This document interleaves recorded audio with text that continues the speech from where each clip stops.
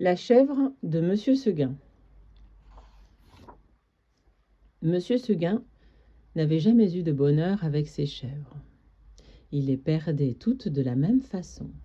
Un beau matin, elles cassaient leurs cordes, s'en allaient dans la montagne, et là-haut, le loup les mangeait. Ni les caresses de leur maître, ni la peur du loup, rien ne les retenait. C'étaient, paraît-il, des chèvres indépendantes, voulant à tout prix le grand air et la liberté. Le brave Monsieur Seguin, qui ne comprenait rien au caractère de ces bêtes, était consterné et il disait « C'est fini, les chèvres s'ennuient chez moi, je n'en garderai pas une. » Cependant, il ne se découragea pas et, après avoir perdu 6 chèvres, de la même manière, il en acheta une 7e. Seulement cette fois, il eut soin de la prendre toute jeune pour qu'elle s'habituât mieux à demeurer chez lui.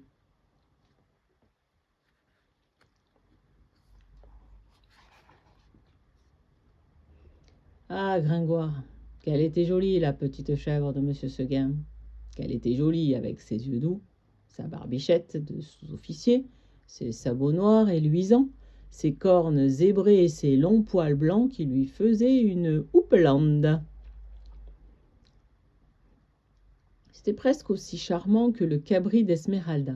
Tu te rappelles, Gringoire? Et puis, docile, caressante, se laissant traire sans bouger, sans mettre son pied dans l'écuelle.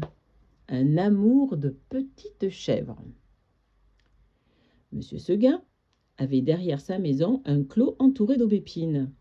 C'est là qu'il mit la nouvelle pensionnaire. Il l'attacha à un pieu au plus bel endroit du pré, en ayant soin de lui laisser beaucoup de cordes. Et de temps en temps, il venait voir si elle était bien. La chèvre se trouvait très heureuse et broutait l'herbe de si bon cœur que Monsieur Seguin, il était ravi. Enfin, pensait le pauvre homme, en voilà une qui ne s'ennuiera pas chez moi. Monsieur Seguin se trompait. Sa chèvre s'ennuyait. Eh ouais.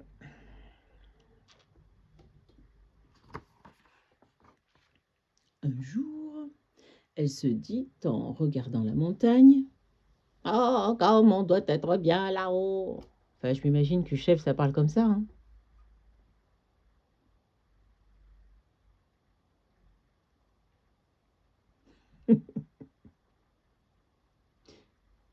Quel plaisir de gambader dans la bruyère sans cette maudite longe qui vous écorche le cou. C'est bon pour l'âne ou le bœuf de brouter dans un clos. Les chèvres, il leur faut du large. À partir de ce moment, l'herbe du clos lui parut fade. L'ennui lui vint. Elle maigrit. Son lait se fit rare. C'était pitié de la voir, tirer tout le jour sur sa longe, la tête tournée du côté de la montagne, la narine ouverte en faisant « mais » tristement. Je suis bien à chèvre, non? J'essaye. Monsieur Seguin s'apercevait bien que sa chèvre avait quelque chose, mais il ne savait pas ce que c'était.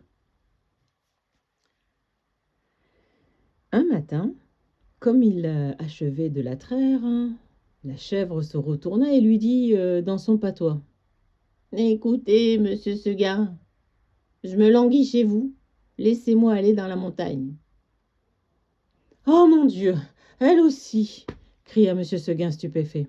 Et du coup, il laissa tomber son écuelle, puis, s'asseyant dans l'herbe à côté de sa chèvre, « Comment, Blanquette, tu veux me quitter ?» Et Blanquette répondit « Oui, Monsieur Seguin. Est-ce que l'herbe te manque ici ?»« Oh non, Monsieur Seguin.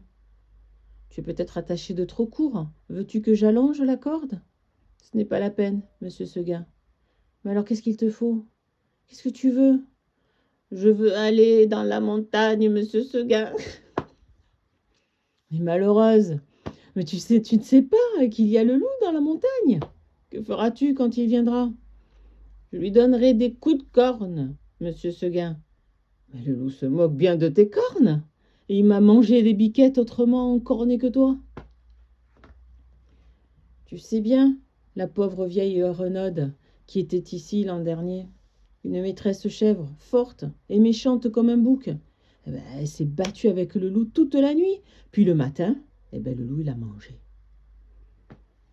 Une guerre, pauvre Renaude, ça ne fait rien, monsieur Seguin. Laissez-moi aller dans la montagne. Bonté divine, dit monsieur Seguin. Mais qu'est-ce qu'on leur fait donc à mes chèvres? Encore une que le loup va me manger. Eh ben non, je te sauverai malgré toi, coquine. Et de peur que tu ne rompes ta corde, je vais t'enfermer dans l'étable et tu y resteras toujours.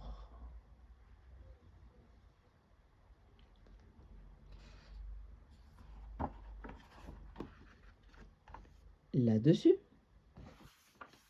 monsieur Seguin emporte la chèvre dans une étable toute noire dont il ferma la porte à double tour. Malheureusement, il avait oublié la fenêtre, et à peine eut-il le dos tourné que la petite s'en alla. Paf! Tu ris, Gringoire, parbleu, je crois bien. Tu es parti des chèvres, toi, contre ce bon monsieur Seguin. Nous allons voir si tu riras tout à l'heure.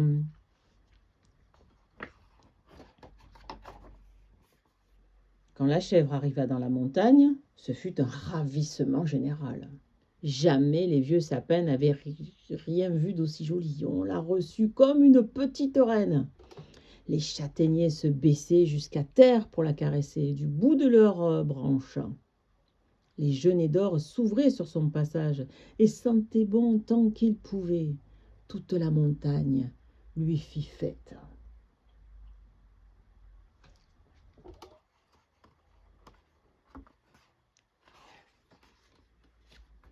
Tu penses, Gringoire, si notre chèvre était heureuse? Plus de cordes, plus de pieux, rien qui l'empêchait de gambader, de brouter à sa guise. C'est là qu'il y en avait de l'herbe, jusque par-dessus les cornes, mon cher. Et quelle herbe! Savoureuse, fine, dentelée. Pourquoi je prends un accent, moi? C'est ce que je me disais. Pourquoi? Je sais pas, ça doit être... je sais pas, les montagnes, la chèvre. Je sais pas, j'imagine les paysans, quoi. Moi, je suis de la Côte d'Azur, hein, en même temps. Ah, d'accord. Eh ben, c'est bien, on est content pour cet aparté. Ah, je vous continue. Donc, c'était bien autre chose que le gazon du clos et les fleurs. Donc, de grandes campanules bleues, des digitales de pourpre à longs calices, toute une forêt de fleurs sauvages débordant de sucs capiteux. J'arrive pas à prendre accent, je suis désolée, Lapinou. Bah, fais comme tu veux. Ça fera rire peut-être les auditeurs s'il y en a. Mais je te remercie.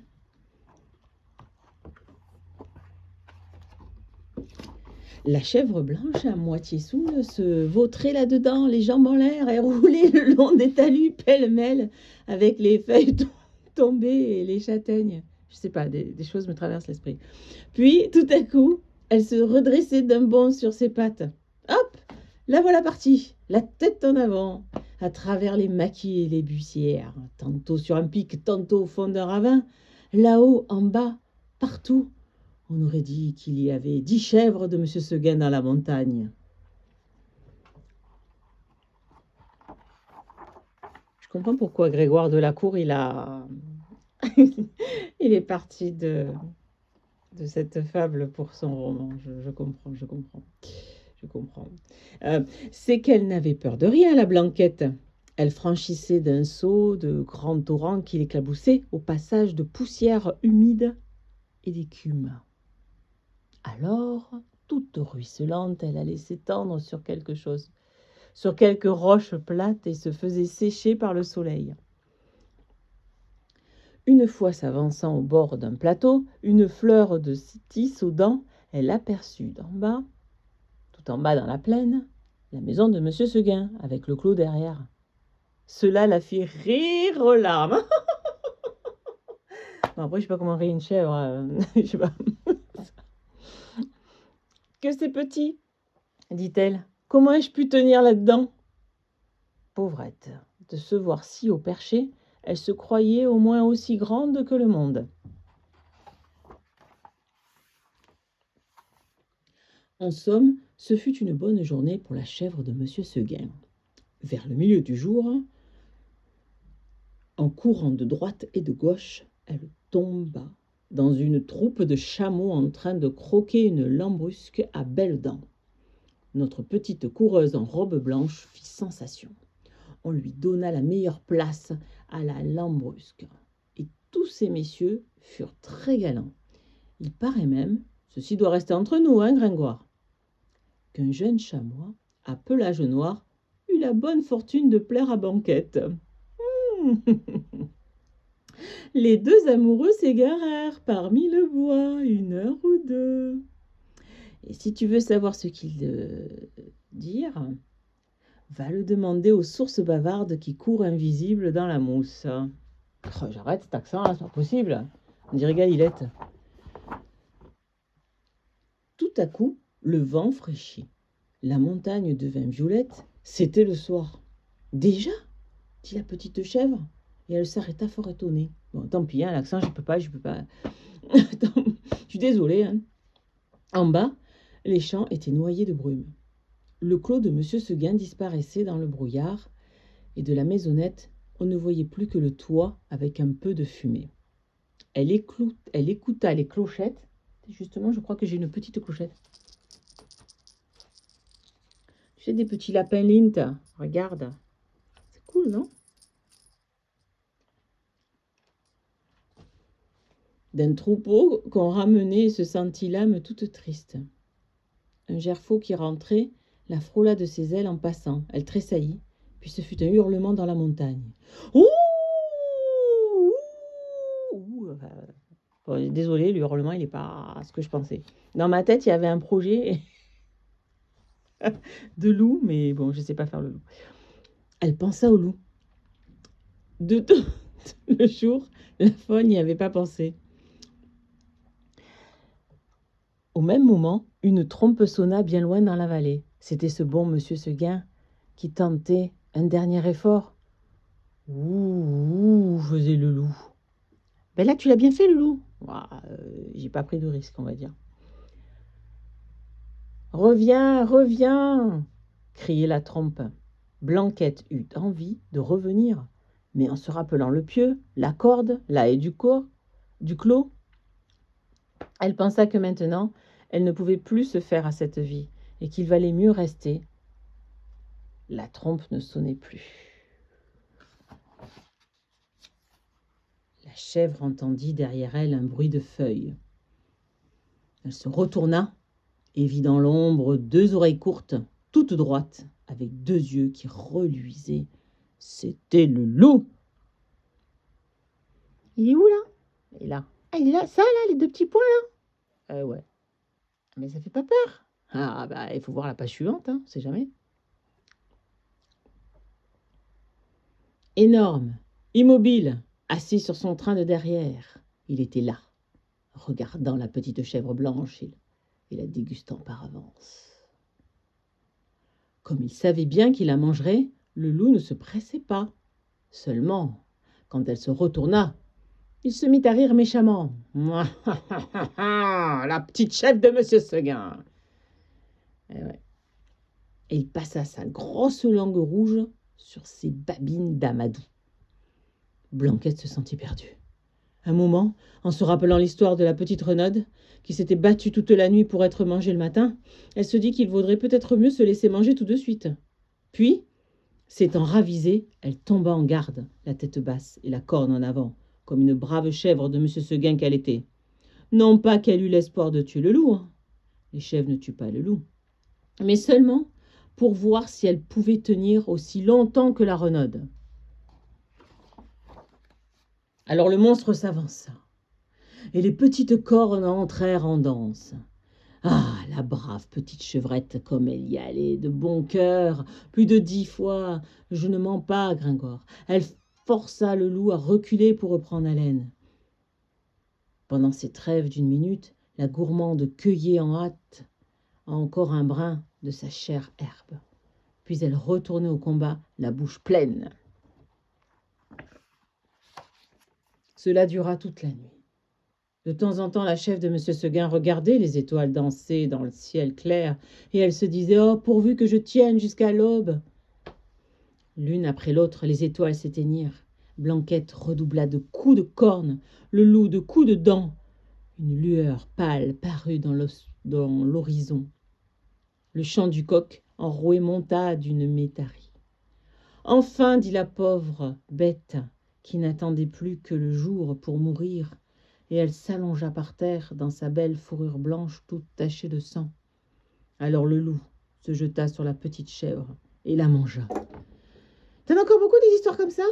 C'est pas moi qui les écrit, hein.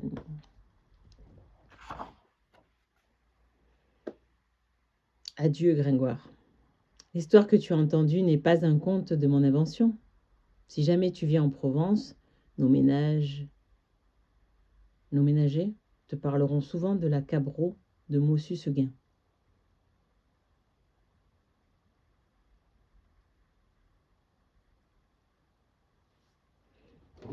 Ah ben là, tu dis pas à bientôt? C'était pas très gai, encore une fois, je suis désolée, j'ai des histoires, c'est des petites histoires d'enfance, quoi, que je lisais à mes fils, que j'ai envie de partager avec d'autres enfants, c'est tout. C'est vrai, c'est pas toujours gai, mais bon, quand on te dit de pas aller quelque part et que tu y vas quand même, ok. À bientôt. Enfin, peut-être. On espère une histoire gaie. Je vais essayer au cours du mois de décembre. À bientôt.